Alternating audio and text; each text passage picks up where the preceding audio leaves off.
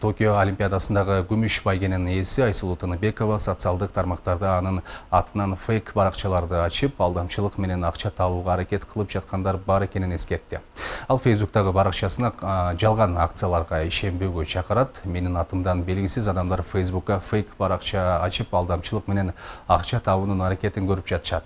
Мындай көрүнүшкө капамын жана баракчанын ээлеринин ар түрдүү жалган акцияларды уюштурбоону өтүнөм. Тилекке каршы бул фейк маалыматка ишенип миңдеген адамдар акцияга катышып жаткандары көрүнүп турат деп жазды.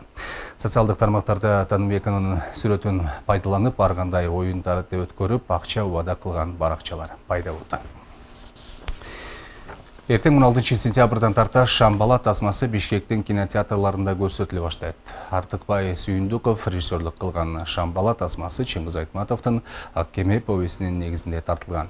Аталган тасма бир катар эл аралык кинофестивалдарга катышып, бир нече сыйлыкты уткан. Алардын ичинде Калькуттагы кинофестивалда Артыкбай Сүйүндүковго мыкты режиссер сыйлыгы берилген.